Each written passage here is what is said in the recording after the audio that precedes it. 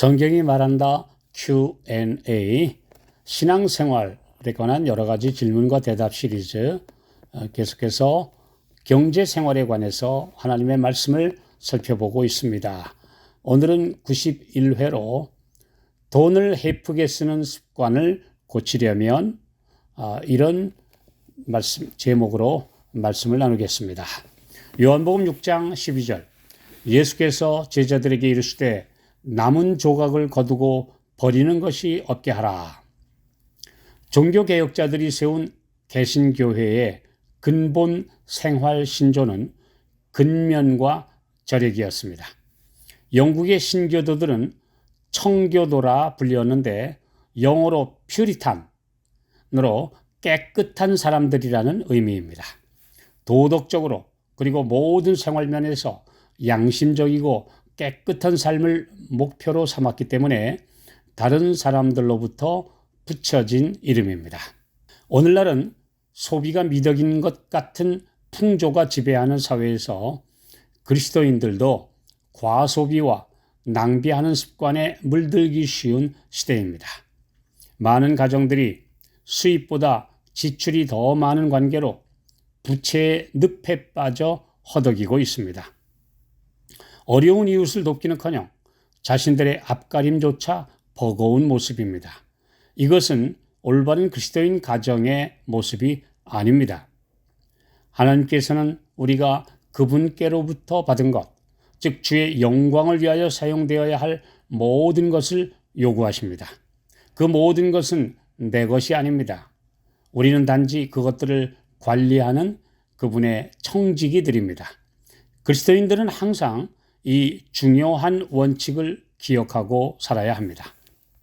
청지기 정신을 가진 하나님의 자녀로서 결코 돈을 헤프게 쓰는 습관이 있어서는 안 됩니다. 우리가 취급하고 있는 것은 하나님의 재산입니다. 단돈 1,000원도 우리의 것이 아닙니다. 욥기 1장 21절, 내가 모태에서 적신이 나와 싸운즉 또한 적신이 그리로 돌아가올지라. 이 사실을 항상 기억하는 그리스도인은 자신의 손에 맡겨진 재물을 자기 것이라고 영원히 가진 것처럼 생각하지 않을 것입니다. 우리가 사치에 낭비하는 돈은 가난한 자들에게 음식과 의복을 공급해야 할 필요한 돈을 빼앗는 것입니다. 허영심의 만족을 위해 의복과 건물과 가구와 장식품 구입에 그리고 식도락을 위해 소비하는 돈으로 고난 중에 있는 많은 불행한 가족들의 고통을 덜어줄 수 있다는 사실을 기억해야 합니다. 하나님의 청지기는 궁핍한 자들을 위하여 봉사하여야 합니다. 이것은 순결하고 더러움이 없는 신앙의 열매입니다. 주께서는 동료 인간들이 음식과 의복이 없어서 굶주리며 고생하고 있는 때에 자신만을 위해 살며 이기적인 방종을 누리는 자들을 정죄하십니다.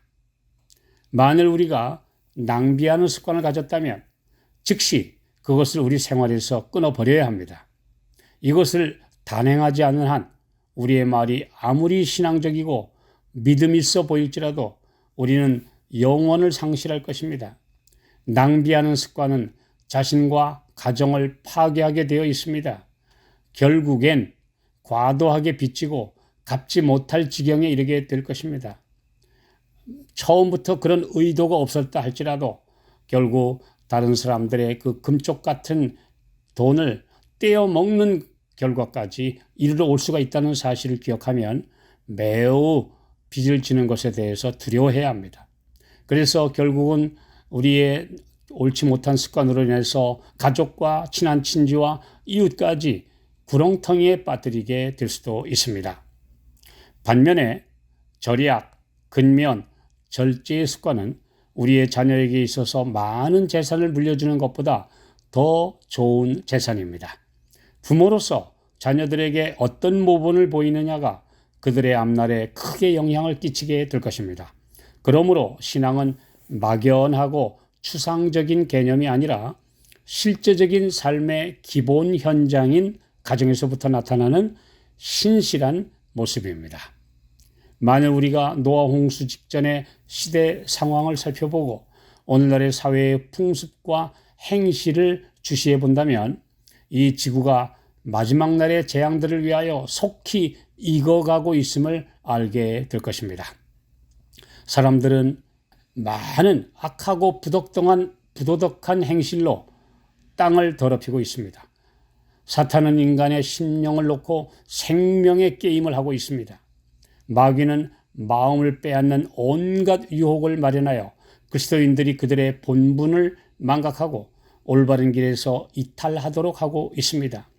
사치와 향락의 맛을 들이게 되면 경건에 대해서는 흥미를 잃게 될 것입니다.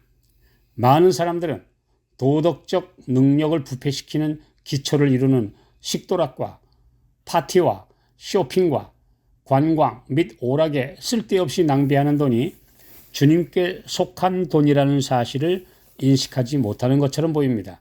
이기적인 만족을 위하여 돈을 사용하는 사람들은 모두 의의 원수를 기쁘게 하고 사탄을 영화롭게 하고 있는 것입니다.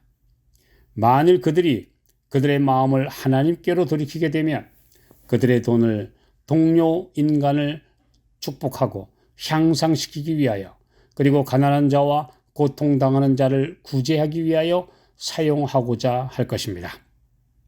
우리가 사는 세상에는 굶주림, 헐벗음, 질병과 죽음이 있습니다.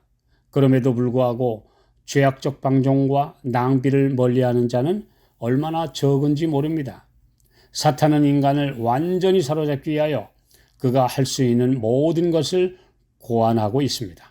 이리하여 사람들은 내 영혼은 어떠한가? 저 죽어가는 이웃들을 위해 무엇을 할 것인가? 무엇을 도와줘야 할 것인가? 라는 문제를 생각할 시간적 여유, 또 마음의 여유가 없게 될 것입니다. 누가복음 16장 1절 2절 또한 제자들에게 이르시되 어떤 부자에게 청지기가 있는데 그가 주인의 소유를 허비한다는 말이 그 주인에게 들린지라. 주인이 저를 불러가로되 내가 네게 대하여 들은 이 말이 어찌미뇨? 네 보던 일을 셈하라. 청지기 사물을 계속하지 못하리라 하니. 내 인생을 결산하라 라는 엄숙한 명령이 언제 우리 위에 떨어질지 모릅니다. 그 중에 가장 대표적인 결산보고는 우리에게 주신 재물을 어떻게 관리했는지 정확하게 보고해야 하는 문제입니다. 그때에 대차 대조표에 어떻게 기록됐는지 지금 생각해야 합니다. 아무 유익이 안 되는 것들에 지출하는 것은 다 횡령과 배임에 해당하는 중대 범죄로 기록될 것입니다. 디모데전서 6장 18절 19절 선한 일을 행하고 선한 사업에 부하고 나눠주기를 좋아하며 동정하는 자가 되게 하라. 이것이 장래에 자기를 위하여 좋은 터를 쌓아 참된 생명을 취하는 것이니라. 참된 신앙은 삶의 모든 면에서 예수님을 닮아가는 변화입니다.